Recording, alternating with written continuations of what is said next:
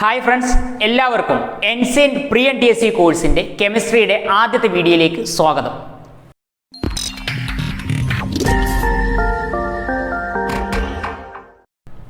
കെമിസ്ട്രിയിൽ നമ്മൾ ഡിസ്കസ് ചെയ്യാൻ പോകുന്ന ടോപ്പിക്സ് എന്ന് പറയുന്നത് what is an atom, what is molecule, what is the structure of atom, ഇത്തരം കാര്യങ്ങളാണ് നമ്മൾ ഇന്ന് ഡിസ്കസ് ചെയ്യാൻ പോകുന്നത്. അപ്പം directly we are going to the topic atoms. Atoms എന്ന് പറഞ്ഞാൽ എല്ലാ മാറ്റേഴ്സും, എല്ലാ പദാർത്ഥങ്ങളും, every substances is made up of small particles called atoms. എല്ലാ പദാർത്ഥങ്ങളും നിർമ്മിച്ചിട്ടുള്ള ഏറ്റവും ചെറിയ ഘടകത്തെയാണ് നമ്മളെ ആറ്റം എന്ന് പറയുന്നത് നമ്മൾ കേട്ടിട്ടുണ്ട്. അപ്പം ഈ ആറ്റം എന്ന കൺസെപ്റ്റ് ആദ്യമായിട്ട് പറഞ്ഞിട്ടുള്ള ഭാരതീയനായ ശാസ്ത്രജ്ഞനാണ് കണാദ മഹർഷി എന്നറിയപ്പെടുന്നത്. അദ്ദേഹം പറഞ്ഞു, എല്ലാ പദാർത്ഥങ്ങളെയും, എവറി മാറ്റേഴ്സിനെയും നമ്മൾ ഡിവൈഡ് ചെയ്ത് പോകുകയാണെങ്കിൽ അവസാനം നമ്മളൊരു പാർട്ടിക്കിൾസിലേക്ക് എത്തിച്ചേരുമെന്നും അതിനെ ഫർദർ ആയിട്ട് ഡിവൈഡ് ചെയ്യാൻ സാധിക്കില്ല എന്നും പറയുകയുണ്ടായി. ഈ ഒരു പാർട്ടിക്കിൾസിനെയാണ് പരമാണു എന്ന് പറയുന്നത് എന്ന് അദ്ദേഹം പറഞ്ഞു. ഓക്കെ, ഇനി നമുക്ക് പറയാനുള്ളത് രണ്ട് ലോസിനെ കുറിച്ചാണ്, രണ്ട് നിയമങ്ങളെ കുറിച്ചാണ്. First one, law of conservation of mass proposed by Lavoisier, and the second one, law of constant proportion proposed by the Joseph Proust. Okay, ഈ രണ്ട് ലോസിനെ കുറിച്ചാണ് നമ്മൾ ഇനി പറയാൻ പോകുന്നത്. First one, law of conservation of mass. Law of conservation of mass എന്ന് പറഞ്ഞാൽ mass can neither created nor destroyed in A chemical reaction എന്ന് പറഞ്ഞാൽ ഈ ഒരു കെമിക്കൽ റിയാക്ഷൻസ് നടക്കുന്ന സമയത്ത് അതിൽ പങ്കെടുക്കുന്നവരെ, പാർട്ടിസിപ്പേറ്റ് ചെയ്യുന്നവരെ റിയാക്റ്റൻസ് എന്നും അതിനിൽ നിന്ന് ലഭിക്കുന്ന ഉൽപ്പന്നങ്ങളെ അല്ലെങ്കിൽ പ്രോഡക്ട്സ് എന്നും നമ്മൾ പറയും. ഓക്കെ ആണല്ലോ. അപ്പോൾ ഈ ഒരു കെമിക്കൽ റിയാക്ഷൻസ് നടക്കുമ്പോൾ total mass of reactants always equal to the total mass of products. അഥവാ റിയാക്റ്റൻസിന്റെ സമ്മ്, നമ്മൾ മാസിന്റെ സമ്മ് നമ്മൾ കൂട്ടിക്കഴിഞ്ഞാൽ, സമ്മ് എടുത്തു കഴിഞ്ഞാൽ നമുക്ക് എന്ത് കിട്ടും? പ്രോഡക്ട്സിന്റെ മാസ് കിട്ടും. കറക്റ്റായിട്ട് ഈക്വൽ ആയിട്ട് കിട്ടും. കാരണം എന്താ? മാസ് അവിടെ പ്രോഡക്ട്സ് ആയിട്ട് മാറുന്നതിനനുസരിച്ച് മാറ്റം കുറയുകയോ കൂടുകയോ ഒന്നും ചെയ്യുന്നില്ല. ഇതാണ് law of conservation of mass. Mass can neither created nor destroyed in A chemical reaction. Second one, law of constant proportion. ഇതാരാണ് പറഞ്ഞിട്ടുള്ളത്? ജോസഫ് പ്രൗസ്റ്റ് എന്ന ശാസ്ത്രജ്ഞനാണ്. ഓക്കെ, എന്താണ് ലോ ഓഫ് കോൺസ്റ്റന്റ് പ്രൊപ്പോർഷൻസ് എന്ന് പറഞ്ഞാൽ? In a chemical substance, the elements are always present in a definite proportion by mass. എന്ന് വെച്ചാൽ നമ്മളൊരു കെമിക്കൽ റിയാക്ഷൻസ് ചെയ്ത് കഴിഞ്ഞിട്ട് നമ്മളൊരു കോമ്പൗണ്ട് ഉണ്ടാക്കാമെന്ന് വിചാരിക്കുക.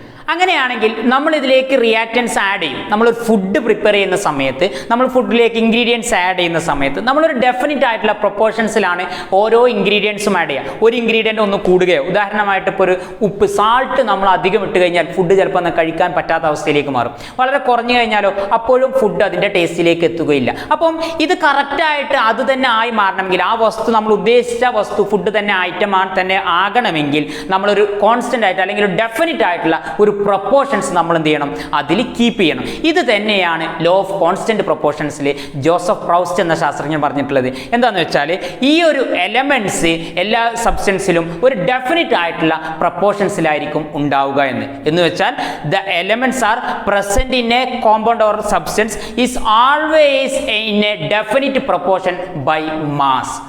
ഓക്കെ ആണല്ലോ. ഇനി നെക്സ്റ്റ് നമുക്ക് പറയാനുള്ളത് ആറ്റത്തിൻ്റെ കൺസെപ്റ്റ്. ആദ്യമായിട്ട് ആറ്റം തിയറി കൊണ്ടുവന്നിട്ടുള്ള സയൻറ്റിസ്റ്റിനെ കുറിച്ചാണ്. ആദ്യമായിട്ട് ആറ്റത്തെക്കുറിച്ച് കുറച്ച് പോസ്റ്റുലേറ്റ്സ് പറയുകയും ആറ്റം തിയറി പ്രപ്പോസ് ചെയ്യുകയും ചെയ്തിട്ടുള്ള ശാസ്ത്രജ്ഞനാണ് ജോൺ ഡാൾട്ടൺ എന്നറിയപ്പെടുന്ന ശാസ്ത്രജ്ഞൻ. അദ്ദേഹമാണ് ആദ്യമായിട്ട് അറ്റോമിക് തിയറി കൊണ്ടുവന്നിട്ടുള്ളത്. അതുകൊണ്ട് തന്നെ ഈ തിയറിയെ ഡാൾട്ടൺസ് അറ്റോമിക് തിയറി എന്നറിയപ്പെടുന്നു.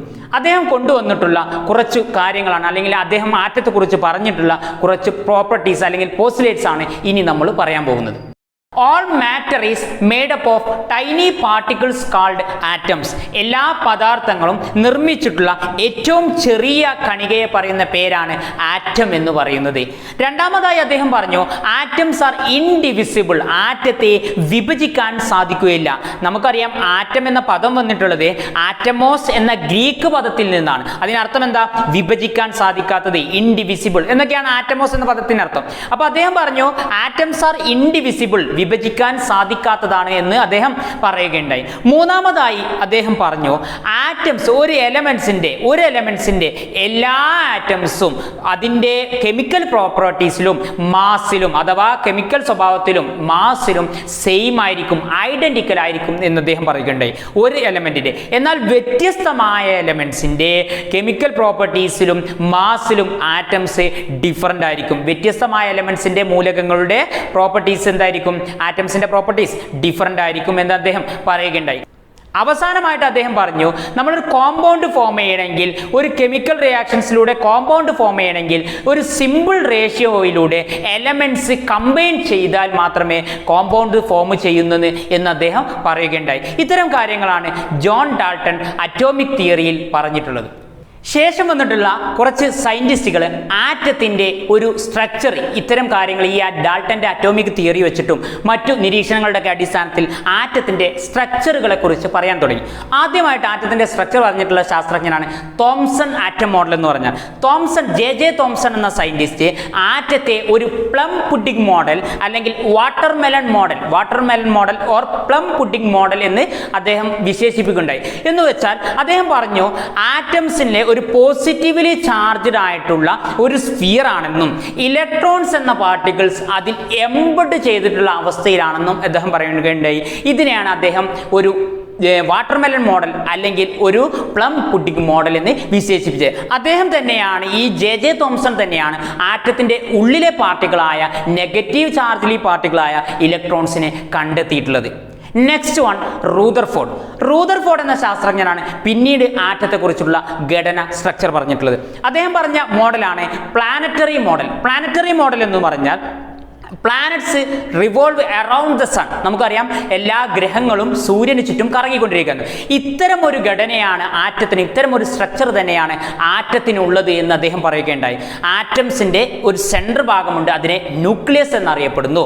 ഈ ന്യൂക്ലിയസിന് ചുറ്റും ഈ ഇലക്ട്രോൺസ് റിവോൾവ് ചെയ്തുകൊണ്ടിരിക്കുന്നു, സർക്കുലാർ പാത്തിൽ റിവോൾവ് ചെയ്തുകൊണ്ടിരിക്കുകയാകുന്നു. So atom have a positively charged nucleus and the electrons are revolving around the nucleus in a circular orbit. ഇത് പറഞ്ഞിട്ടുള്ള സയന്റിസ്റ്റിന്റെ നെയിമാണ് റൂദർഫോർഡ് എന്നറിയപ്പെടുന്നത്. നെക്സ്റ്റ് വൺ നമുക്ക് വന്നിട്ടുള്ളതാണ് അവസാനമായിട്ട് നമ്മൾ ഇപ്പോൾ അംഗീകരിച്ചിട്ടുള്ള അല്ലെങ്കിൽ ഇപ്പോൾ നമ്മൾ നോക്കുന്ന ആറ്റത്തിന്റെ സ്ട്രക്ചറാണ് നീൽസ് ബോർ ആറ്റം മോഡൽ അല്ലെങ്കിൽ ബോർസ് ആറ്റം മോഡൽ എന്നറിയപ്പെടുന്നത്. അദ്ദേഹമാണ് ആറ്റത്തെക്കുറിച്ച് വ്യക്തമായിട്ട് അവസാനമായിട്ട് ഒരു സ്ട്രക്ചർ പറഞ്ഞിട്ടുള്ള സയന്റിസ്റ്റ്. അദ്ദേഹം പറഞ്ഞിട്ടുള്ള ആറ്റത്തിനെ കുറിച്ചുള്ള പോസ്റ്റുലേറ്റ്സ് ആണ് ഇനി പറയാൻ പോകുന്നത്. അദ്ദേഹം പറഞ്ഞിട്ടുള്ള ആദ്യത്തെ പോയിന്റ് ആണ്, electrons are revolving around the nucleus in a fixed path is called shells. അഥവാ ഇലക്ട്രോൺസ് ന്യൂക്ലിയസിന് ചുറ്റും ഒരു സർക്കുലാർ പാത്തിൽ കറങ്ങിക്കൊണ്ടിരിക്കുകയാകുന്നു എന്നും ഇതിനെ ഓർബിറ്റ്സ് അഥവാ ഷെല്ലുകൾ എന്ന് പറയുന്നു എന്ന് അദ്ദേഹം പറഞ്ഞു. പിന്നീട് അദ്ദേഹം പറഞ്ഞു, ഈ ഒരു ഇലക്ട്രോൺസിനും ഓരോ ഷെല്ലിലുള്ള ഇലക്ട്രോൺസിനും ഡെഫിനിറ്റ് ആയിട്ടുള്ള ഒരു എനർജി ഉണ്ടെന്നും അതുകൊണ്ട് തന്നെ ഷെൽസിനെ എനർജി ലെവൽസ് എന്ന് അറിയപ്പെടുന്നു എന്ന് അദ്ദേഹം പറഞ്ഞു.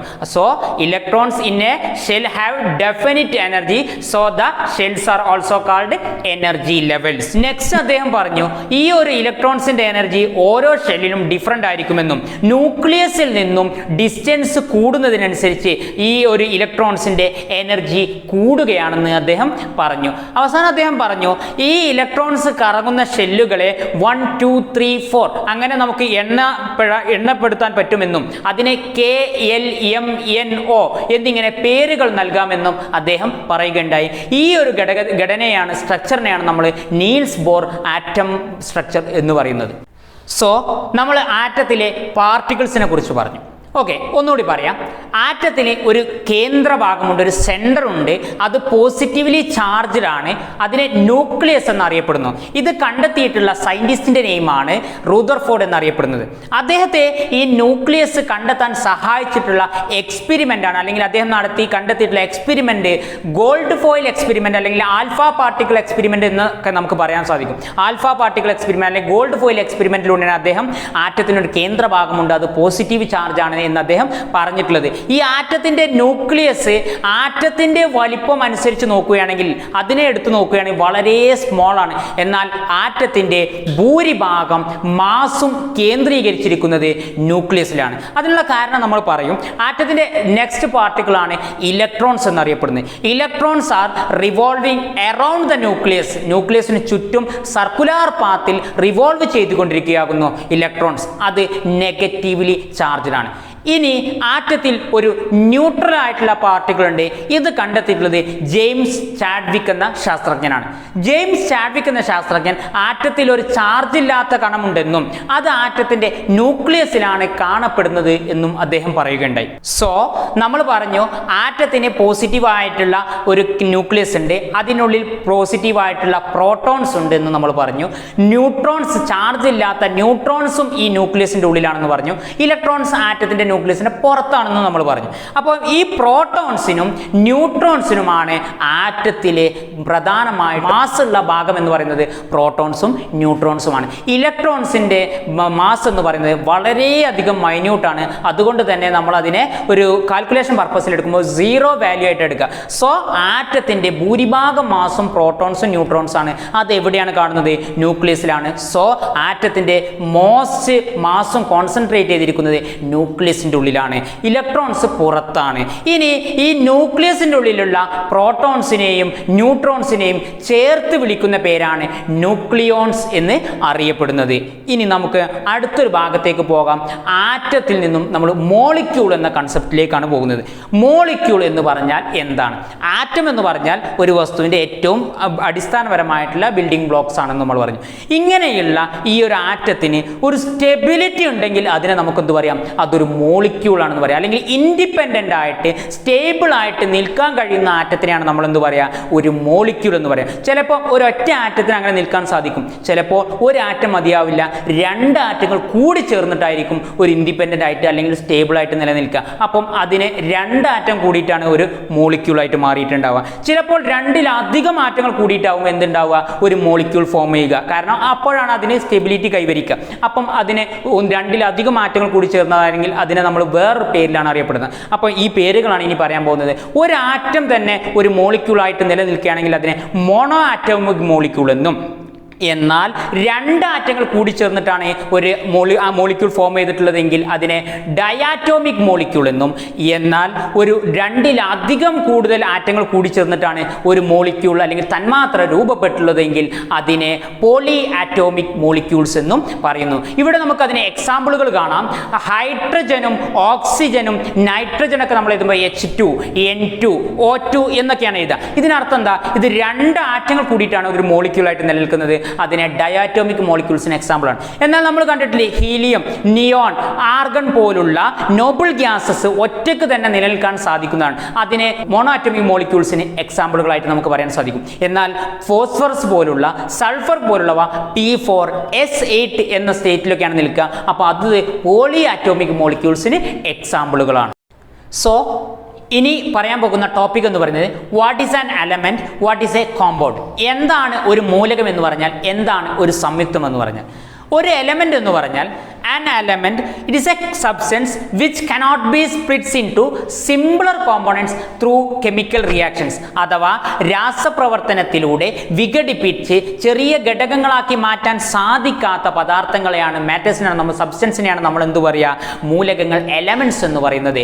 കോമ്പൗണ്ട്സ് അഥവാ സംയുക്തങ്ങൾ എന്ന് പറഞ്ഞാൽ it is a substances formed by combination of 2 or more elements. 2 അതിലധികമോ മൂലകങ്ങൾ കൂടിച്ചേർന്നുണ്ടാകുന്ന സബ്സ്റ്റൻസിനെ പറയുന്ന പേരാണ് കോമ്പൗണ്ട്സ് എന്ന് പറയുന്നത്. മൂലകങ്ങളെ നമ്മൾ അറേഞ്ച് ചെയ്തിരിക്കുന്ന ടേബിളിനെ പറയുന്ന പേരാണ് പീരിയോഡിക് ടേബിൾ എന്ന് പറയുന്നത്. പീരിയോഡിക് ടേബിളിൽ 118 എലമെന്റ്സ് മൂലകങ്ങളെ അറേഞ്ച് ചെയ്തിട്ടുണ്ട്. ഫാദർ ഓഫ് പീരിയോഡിക് ടേബിൾ എന്ന് അറിയപ്പെടുന്നത് മെൻഡലീയേഫ് എന്ന സയന്റിസ്റ്റ് ആണ്. അദ്ദേഹമാണ് ആദ്യമായിട്ട് പീരിയോഡിക് ടേബിളിൽ വലിയ സംഭാവനകൾ, കോൺട്രിബ്യൂഷൻസ് നൽകിയിട്ടുള്ളത്. അതുകൊണ്ട് തന്നെ അദ്ദേഹത്തോടുള്ള ബഹുമാന സൂചകാർത്ഥം 101ാമത്തെ അറ്റോമിക് നമ്പറുള്ള മൂലകത്തിന് മെൻഡലീവിയം എന്ന പേര് ലഭിച്ചു. ഇനി അടുത്തത് പറയാനുള്ളത് പീരിയോഡിക് ടേബിളിൽ എലമെന്റ്സിനെ അറേഞ്ച് ചെയ്തിരിക്കുന്നത് അതിൻ്റെ അറ്റോമിക് നമ്പറിൻ്റെ ഇൻക്രീസിങ് ഓർഡറിലാണ്, കൂടി വരുന്ന ക്രമത്തിലാണ്. അറ്റോമിക് നമ്പർ 1, 2, 3 അങ്ങനെ 118 വരെ. ഈ പീരിയോഡിക് ടേബിളിലെ മൂലകങ്ങൾക്ക് നമ്മൾ കണ്ടിട്ടുണ്ട് പേരുകൾ. ഹൈഡ്രജൻ, ഹീലിയം, ലിഥിയം, ക്ലോറിൻ, ഇങ്ങനെ ഓരോ പേരുകൾ കണ്ടിട്ടുണ്ട്. ഈ പേരുകളിൽ നിന്നുള്ള സിംബൽസ് ഉപയോഗിച്ചിട്ടാണ് നമ്മൾ മൂലകങ്ങളെ പീരിയോഡിക് ടേബിളിൽ റെപ്രസെന്റ് ചെയ്യുന്നത്. ഈ സിംബൽസ് ഉപയോഗിച്ച് ആദ്യമായിട്ട് മൂലകങ്ങളെ റെപ്രസെന്റ് ചെയ്ത സയന്റിസ്റ്റിന്റെ പേരാണ് ബേഴ്സിലിയസ് എന്നറിയപ്പെടുന്നത്. ബേഴ്സിലിയസ് ആണ് സിംബൽസ് റെപ്രസെന്റേഷൻ എലമെന്റ്സിന് നൽകിയിട്ടുള്ളത്. ടോട്ടൽ 18 ഗ്രൂപ്പ്സും 7 പീരിയഡ്സുമാണ് പീരിയോഡിക് ടേബിളിൽ ഉള്ളത്. നമ്മൾ പറഞ്ഞു മൂലകങ്ങളെ റെപ്രസെന്റ് ചെയ്യുന്ന പേരുകളിൽ നിന്നുള്ള സിംബലുകളാണ്. അതിൻ്റെ പേരിൽ നിന്നാവാം, അതിന് പേര് ലഭിച്ച ചിലപ്പോൾ രാജ്യത്തിൻ്റെ പേരിൽ നിന്നാവാം. ഉദാഹരണം അമേരിസിയം പോലുള്ള, അല്ലെങ്കിൽ ഒരു സ്ഥലത്തിൻ്റെ കാലിഫോർണിയം പോലുള്ള മൂലകങ്ങൾ കാലിഫോർണിയ എന്ന സ്ഥലത്തിൽ നിന്ന്, പൊളോണിയം പോലുള്ള മൂലകങ്ങൾ പോളണ്ട് എന്ന രാജ്യത്തിൻ്റെ പേരിൽ നിന്ന്, അല്ലെങ്കിൽ ചില സയൻറ്റിസ്റ്റുകളുടെ നെയിമിൽ നിന്നാവാം. ഐൻസ്റ്റീനിയം, റൂദർഫോർഡിയം പോലുള്ള മൂലകങ്ങൾ. ഇനി ചില നിറത്തിൻ്റെ ഇതിൽ നിന്നാവാം, ഇൻഡിയം പോലുള്ള, ക്ലോറിൻ പോലുള്ളവ. അവ നിറത്തിൽ നിന്ന് പേര് ലഭിച്ചവയാണ്. ഇവിടെയൊക്കെ പേരിൻ്റെ ആദ്യത്തെ അക്ഷരമോ അല്ലെങ്കിൽ ആദ്യത്തെ അക്ഷരവും രണ്ടാമത്തെ അക്ഷരമോ അല്ലെങ്കിൽ ആദ്യത്തെ സ്റ്റാർട്ടിംഗ് ലെറ്ററും അതിൻ്റെ പ്രധാനമായിട്ടുള്ള ഒരു ലെറ്ററും കൂടി ചേർത്തിട്ടാണ് അതിന് സിംബിൾസ് രൂപം നൽകിയിട്ടുള്ളത്. ഇങ്ങനെ സിംബിൾസ് രൂപം നൽകുമ്പോൾ നമ്മൾ പറഞ്ഞു അറ്റോമിക് നമ്പറിൻ്റെ അടിസ്ഥാനത്തിലാണ് നമ്മൾ ഓരോ മൂലകങ്ങളെയും റെപ്രസെന്റ് ചെയ്യുന്നത്. ഇവിടെ നമുക്ക് കാണാം ഒരു മൂലകത്തെ നമ്മൾ എക്സ് എന്ന് റെപ്രസെന്റ് ചെയ്യുക. വാട്ട് എവർ ഇറ്റ് ഈസ്, ഏതൊരു മൂലകം ആയിക്കോട്ടെ, അത് നമ്മൾ എക്സ് എന്ന് റെപ്രസെന്റ് ചെയ്യുകയാണെങ്കിൽ ആ എക്സിന് 2 വാല്യൂസ് ആണ് ഒരു മൂലകത്തിന് നമ്മൾ പറയുക. ഒന്ന് അറ്റോമിക് നമ്പറും ഒന്ന് മാസ് നമ്പറും. അറ്റോമിക് നമ്പറും മാസ് നമ്പറും. മാസ് നമ്പർ എന്ന് പറഞ്ഞാൽ ടോട്ടലായിട്ട് ഒരു എലമെന്റിന്റെ, ഒരു ആറ്റത്തിന്റെ മാസ് എന്തൊക്കെയാണ്? അതിന്റെ പ്രോട്ടോൺസും ന്യൂട്രോൺസും കൂടിയതാണ്. കാരണം ഇലക്ട്രോൺസിന് മാസ് 0 ആയിട്ടാണ് പരിഗണിക്കുക എന്ന് നമ്മൾ പറഞ്ഞിട്ടുണ്ട്. So number of protons plus number of neutrons ആണ് ഒരു എലമെന്റിന്റെ മാസ് നമ്പർ എന്ന് പറയുന്നത്. അതിനെ റെപ്രസെന്റ് ചെയ്യുന്ന സിംബൽ എന്ന് പറയുന്നത് എ എന്ന അക്ഷരം കൊണ്ടാണ്. ഇനി അറ്റോമിക് നമ്പർ എന്ന് പറഞ്ഞാൽ നമ്പർ ഓഫ് പ്രോട്ടോൺസ് ആണ് ഒരു എലമെന്റിന്റെ അറ്റോമിക് നമ്പർ എന്ന് പറയുന്നത്. ഇത് തന്നെ ഈക്വൽ ആണ് എന്തിനും? ഈ നമ്പർ ഓഫ് ഇലക്ട്രോൺസിനും ഈക്വൽ ആണ് number of protons. Number of protons എന്ന് പറഞ്ഞാൽ അറ്റോമിക് നമ്പറുമാണ്. ഇത്തരം കാര്യങ്ങൾ റെഡി ആയിട്ടുണ്ടാകും. ഇനി നെക്സ്റ്റ് ആയിട്ട് നമുക്ക് പറയാനുള്ളത് എന്താണ് ഒരു മൂലകത്തിന് ഈ ഒരു സ്ഥിരത കൈവരിക്കാൻ വേണ്ടി സഹായിക്കുന്ന ഘടകം. എങ്ങനെയാണ് ഒരു മൂലകം സ്ഥിരത കൈവരിക്കുന്നത്, എന്തിനു വേണ്ടിയിട്ടാണ് ഒരു മൂലകം മോളിക്യൂൾസ് ഫോം ചെയ്യുന്നത് എന്നുള്ള കാര്യങ്ങളാണ് ഇനി പറയാൻ പോകുന്നത്. ഓക്കെ, ഫസ്റ്റ് വൺ, നിങ്ങൾക്കൊരു എക്സാമ്പിൾ കാണാം. ഒരു ആറ്റത്തിൻ്റെ സ്ട്രക്ചർ കൊടുത്തിട്ടുണ്ട്. അതിനൊരു ന്യൂക്ലിയസ് ഉണ്ട്. ആ ന്യൂക്ലിയസിന് ചുറ്റും ഓർബിറ്റുകളുണ്ട്. ഫസ്റ്റ് ഓർബിറ്റ് നമ്മൾ കെ എന്ന പേര് കൊടുത്തു, സെക്കൻഡിന് എൽ എന്ന പേര് കൊടുത്തു, തേർഡ് എം, നെക്സ്റ്റ് എൻ, അങ്ങനെ കൊടുത്തിട്ടുണ്ട്. അപ്പോൾ കെ ഷെല്ലിനും എൽ ഷെല്ലിനും എൻ ഷെല്ലിലൊക്കെ ഇലക്ട്രോൺസ് കറങ്ങിക്കൊണ്ടിരിക്കുകയാകുന്നു. എന്നാൽ ഇവയ്ക്ക് ഉൾക്കൊള്ളുന്നതിന്, ഇൻക്ലൂഡ് ചെയ്യുന്നതിന് ഒരു ലിമിറ്റുണ്ട്. ഇത്ര നമ്പർ എണ്ണം ഇലക്ട്രോൺസ് മാത്രമേ ഓരോ ഷെല്ലിനും ഇൻക്ലൂഡ് ചെയ്യാൻ സാധിക്കുകയുള്ളൂ. അത് കെ ഷെല്ലിൻ്റെ എണ്ണം എന്ന് പറയുന്നത് 2 ആണ്. എൽ ഷെല്ലാണെങ്കിൽ 8 and M shell 18 and N shell 32 ആണ്. ഇത് കണ്ടെത്തുന്നതിനുള്ള ഇക്വേഷനാണ് 2n², അഥവാ 2 ഇൻറ്റു നമ്പർ ഓഫ് ഷെൽ. എത്രാമത്തെ ഷെല്ലാണോ അതിൻ്റെ സ്ക്വയർ. അപ്പോൾ 2 ഇൻറ്റു ഒന്നാമത്തെ ഷെല്ലാണെങ്കിൽ 2 ഇൻറ്റു 1². 2 into 1², 2 into 1 = 2. അപ്പോൾ K shell maximum number of electrons 2. ഇനി സെക്കൻഡ് ഷെൽ എക്സാമ്പിൾ നോക്കാം. 2 into 2², 2 into 4, so equal to 2 into 4 8. Number of electrons includes in L shell is 8. Okay ആണല്ലോ. ഇങ്ങനെയാണ് maximum number of electrons include ചെയ്യുന്നത് കണ്ടെത്തുക. ഇനി ഒരു മൂലകം സ്ഥിരത കൈവരിക്കണമെങ്കിൽ ഒന്നുകിൽ അതിൻ്റെ ഔട്ടർ മോസ്റ്റ് ഷെല്ലിൽ, അതിൻ്റെ ഏറ്റവും പുറത്തുള്ള ഷെൽ കംപ്ലീറ്റ് ആയിട്ട് ഫില്ലായിരിക്കണം, മാക്സിമം നമ്പർ ഇൻക്ലൂഡ് ചെയ്തിരിക്കണം. അല്ലെങ്കിൽ അതിൽ 8 നിറഞ്ഞിരിക്കണം, 8 പൂർത്തീകരിച്ചിരിക്കണം. ഇങ്ങനെയാണ് ഒരു മൂലകം നമ്മൾ സ്റ്റെബിലിറ്റി കൈവരിച്ചു എന്ന് പറയുക. അപ്പം സ്റ്റെബിലിറ്റി കൈവരിക്കണം ഒന്നെങ്കിൽ കംപ്ലീറ്റ്ലി ഫിൽഡ് ആയിരിക്കണം, അല്ലെങ്കിൽ 8 ഫില്ലായിരിക്കണം. ഇപ്പം ഹൈഡ്രജൻ പോലുള്ള മൂലകങ്ങൾക്ക് ഒരു ഷെല്ലേ ഉള്ളൂ അല്ലേ? കാരണം ഒരു ഷെല്ലേ ഉള്ളൂ. 2 ഷെല്ലിനെ ഉൾക്കൊള്ളാനുള്ള ഇലക്ട്രോൺസ് ഉണ്ടോ? ഇല്ല. ഹൈഡ്രജന് 1 ഇലക്ട്രോണേ ഉള്ളൂ. അപ്പോൾ ഒന്നാമത്തെ ഷെല്ലിൽ തന്നെ ഉൾക്കൊള്ളാവുന്നേ ഉള്ളൂ. ഒന്നാമത്തെ ഷെല്ലിൻ്റെ മാക്സിമം 2 ആണ്, പക്ഷേ ഹൈഡ്രജൻ 1 ഉള്ളൂ. അതുകൊണ്ടാണ് ഹൈഡ്രജൻ മറ്റൊരു ഹൈഡ്രജനെ ചേർത്ത് പിടിച്ചുകൊണ്ട് പരസ്പരം ഇലക്ട്രോൺസ് ഷെയർ ചെയ്യും. ഇവനൊരു ഇലക്ട്രോൺസിനെ ഇവന് ഷെയർ ചെയ്യും, ഇവനൊരു ഇലക്ട്രോൺസിനെ ഇവന് ഷെയർ ചെയ്യും. ഇങ്ങനെ 2 ഹൈഡ്രജൻസ് പരസ്പരം ഷെയർ ചെയ്തുകൊണ്ട് ഇലക്ട്രോൺസിനെ ഷെയർ ചെയ്തുകൊണ്ട് സ്ഥിരത കൈവരിക്കുന്നതാണ് ഹൈഡ്രജൻ മോളിക്യൂൾ H2 ആയിട്ട് നിൽക്കാൻ കാരണം. ഇനി വാട്ടറിൻ്റെ കേസ് എടുത്ത് നോക്കാം. വാട്ടറിൻ്റെ കേസിൽ ഹൈഡ്രജന് 2 ഹൈഡ്രജൻ H2O ആണ് വാട്ടർ. H2O ആണ് വാട്ടർ. അപ്പം ഹൈഡ്രജൻ്റെ 2 ആറ്റങ്ങളും ഓക്സിജൻ്റെ 1 ആറ്റം. ഓക്സിജൻ്റെ ഇലക്ട്രോൺ കോൺഫിഗറേഷൻ അല്ലെങ്കിൽ ഇലക്ട്രോൺസ് അറേഞ്ച് ചെയ്തിരിക്കുന്നത് എങ്ങനെ? ഫസ്റ്റത്തെ ഷെല്ലിൽ 2. കാരണം എന്താ? ഓക്സിജൻ്റെ ടോട്ടൽ എത്രയാണ് അറ്റോമിക് നമ്പർ? ഓക്സിജൻ്റെ അറ്റോമിക് നമ്പർ 8 ആണ്. അപ്പം 2 2 ആദ്യത്തെ ഷെല്ലിൽ ഉൾക്കൊള്ളും. ഇനി എത്ര എണ്ണം ബാക്കിയുണ്ട്? 6 ഇനി ബാക്കിയുണ്ട്. ഈ 6 അടുത്ത ഷെല്ലിലേക്ക് കൊടുക്കുക, എൽ ഷെല്ലിൽ മാക്സിമം എത്ര? 8 ഉൾക്കൊള്ളും. പക്ഷേ 6 കിട്ടിയിട്ടുള്ളൂ. അതുകൊണ്ട് തന്നെ എൽ ഷെല്ലിന് ഇനി കംപ്ലീറ്റ് ആയിട്ട് ഫില്ല് ചെയ്യുക അല്ലെങ്കിൽ സ്റ്റെബിലിറ്റി കൈവരിക്കാൻ എത്ര കൂടി വേണം? 2 ഇലക്ട്രോൺസിൻ്റെ ആവശ്യമുണ്ട്. സോ ഹൈഡ്രജൻ 2 ആൾ വന്നിട്ട് ഓക്സിജൻ്റെ ഇലക്ട്രോൺസിന് ഷെയർ ചെയ്യും. പരസ്പരം ഷെയർ ചെയ്യുള്ളൂ, പൂർണ്ണമായിട്ട് കൊടുക്കൂല, പരസ്പരം ഷെയർ ചെയ്യും. അപ്പം ഓക്സിജന് ഓരോ ഹൈഡ്രജൻ്റെതും ഓരോ ഇലക്ട്രോൺസ് വീതം കിട്ടുന്നു, കംപ്ലീറ്റ്ലി 8 ആകുന്നു. ഹൈഡ്രജന് ഓരോ ഇലക്ട്രോൺസിന് കമ്മി ഉണ്ടായിരുന്നു, അവരും എന്ത് ചെയ്യും? പരസ്പരം ഓരോന്ന് ഷെയർ ചെയ്യുമ്പോൾ എന്ത് ചെയ്യും? അവർക്കും 2 ഇലക്ട്രോൺസ് ആയി അവരും സ്റ്റെബിലിറ്റി കൈവരിക്കുന്നു. ഇങ്ങനെയാണ് വാട്ടർ മോളിക്യൂൾസ് ഫോം ചെയ്യുന്നത്. ഇനി എങ്ങനെയാണ് ഒരു മോളിക്യൂൾസിൻ്റെ മോളിക്യുലാർ മാസ് കണ്ടുപിടിക്കുക എന്നുള്ളതാണ് പറയാൻ പോകുന്നത്. മോളിക്യുലാർ മാസ് എന്ന് പറഞ്ഞാൽ ടോട്ടൽ അതിൻ്റെ അറ്റോമിക് മാസിൻ്റെ സമ്മാണ് എന്ത് പറയുന്നത്? മോളിക്യുലാർ മാസ് എന്ന് പറയുന്നത്. ഇപ്പോൾ H2O ആണെങ്കിൽ വാട്ടറിലുള്ള ഹൈഡ്രജൻ്റെയും വാട്ടറിലുള്ള ഓക്സിജൻ്റെയും അറ്റോമിക മാസുകളുടെ സമ്മാണ് എന്ത് പറയുന്നത്? അതിൻ്റെ മോളിക്യുലാർ മാസ് എന്ന് പറയുന്നത്. സോ എക്സാമ്പിൾ നോക്കാം. H2O ആണെങ്കിൽ ഹൈഡ്രജൻ്റെ 2 ആറ്റങ്ങൾ, ഓക്സിജൻ്റെ 1 ആറ്റം. അപ്പം ഹൈഡ്രജൻ്റെ 2 ആറ്റത്തിനെ ഹൈഡ്രജൻ്റെ അറ്റോമിക മാസ് കൊണ്ട് ഗുണിക്കുക. ഹൈഡ്രജൻ്റെ അറ്റോമിക മാസ് എത്ര? ഹൈഡ്രജൻ്റെ അറ്റോമിക മാസ് 1 ആണ്. അപ്പോൾ 2 × 1 പ്ലസ് ഓക്സിജൻ്റെ നമ്പർ എത്ര? ഓക്സിജൻ ആറ്റം, ഒരു ഓക്സിജൻ ആറ്റം ഉള്ളൂ, അതിൻ്റെ അറ്റോമിക മാസ് എത്ര? 16. അപ്പോൾ 2 × 1 plus 1 × 16. So 2 + 16 = 18 is the molecular mass of water. Another example, ഒരു എക്സാമ്പിൾ കൂടി ഞാൻ കാണിച്ചു തരാം. H2SO4 sulphuric acid. എത്ര ഹൈഡ്രജൻ ആറ്റങ്ങളുണ്ട്? 2 ഹൈഡ്രജൻ ആറ്റം അഥവാ H2, ഒരു സൾഫർ ആറ്റം, O4 ആണ്. അപ്പം 4 ഓക്സിജൻ ആറ്റങ്ങളുണ്ട്. സോ ഇതിൻ്റെ മോളിക്യുലർ മാസ് ആണെങ്കിൽ ഹൈഡ്രജൻ്റെ അറ്റോമിക മാസ് പ്ലസ് സൾഫറിൻ്റെ അറ്റോമിക മാസ് പ്ലസ് ഓക്സിജൻ്റെ അറ്റോമിക മാസ്. ഹൈഡ്രജൻ്റെ അറ്റോമിക മാസ് 2 × 1, 2 ഹൈഡ്രജൻ ഉണ്ടായതുകൊണ്ട് 2 × 1 പ്ലസ് എത്രയാണ്? സൾഫർ 1 ഉള്ളൂ. അപ്പോൾ 1 × 1 × 32 ആണ് സൾഫറിൻ്റെ അറ്റോമിക മാസ് എന്ന് പറയുന്നത്. പ്ലസ് 4 × 16, ഓക്സിജൻ്റെ അറ്റോമിക മാസ് എത്ര? 16. എത്ര ഓക്സിജൻ ആറ്റങ്ങളുണ്ട്? 4 ഉണ്ട്. Plus 4 × 16. So 2 plus 1 × 32, 32 plus 4 × 16, so 64. So 2 plus 32 plus 64, total 98 ആണ് സൾഫ്യൂരിക് ആസിഡിൻ്റെ മോളിക്യുലാർ മാസ് എന്ന് പറയുന്നത്. ഇനി കുറച്ച് എക്സാമ്പിളുകൾ ഞാൻ കൊടുക്കുന്നുണ്ട്, അത് നിങ്ങൾ മോളിക്യുലാർ മാസ് കണ്ടെത്തുക. മോളിക്യുലാർ മാസ് കണ്ടെത്താൻ നിങ്ങൾക്ക് അറിയേണ്ട കാര്യം എന്ന് പറഞ്ഞത് അറ്റോമിക മാസാണ്. അപ്പോൾ അറ്റോമിക മാസ് ചില മൂലകങ്ങളുടേത് ഇരട്ടിയായിരിക്കും, അറ്റോമിക നമ്പറിൻ്റെ ഇരട്ടിയായിരിക്കും, അറ്റോമിക നമ്പറിൻ്റെ ഡബിൾ ആയിരിക്കും. എന്നാൽ ചിലത് ഡബിളിൽ നിന്നും 1 കൂടുതലുണ്ടാവും. അപ്പോൾ അത് ഏതൊക്കെയാണെന്ന് നോക്കി വെക്കുന്നത് നിങ്ങൾക്ക് മോളിക്യുലാർ മാസ് കണ്ടെത്താൻ എളുപ്പമാക്കി തരും. എക്സാമ്പിളുകൾ ഞാൻ കൊടുക്കുന്നുണ്ട്.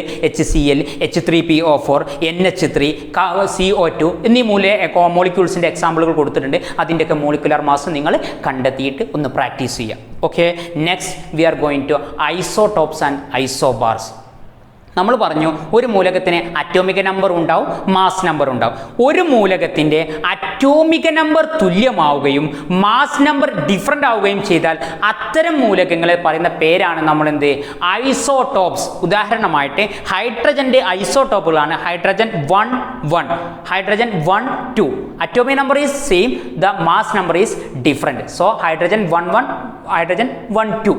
ഇതാണ് ഹൈഡ്രജൻ്റെ 2 ഐസോടോപ്പുകൾ. ഹൈഡ്രജൻ പ്രോട്ടിയം എന്നും, ഹൈഡ്രജൻ 1 1നെ പ്രോട്ടിയം എന്നും, ഹൈഡ്രജൻ 1 2നെ ഡ്യൂട്ടീരിയം എന്നും അറിയപ്പെടുന്നു. ഇനി ഹൈഡ്രജൻ്റെ മറ്റൊരു ഐസോട്ടോപ്പാണ് hydrogen 1,3, atomic number 1, mass number 3. ഇതിനെ ട്രിഷ്യം എന്നറിയപ്പെടുന്നു. ഇത് ഐസോട്ടോപ്പിന് എക്സാമ്പിളുകളാണ്. ഇനി ഐസോബാർ എന്താ?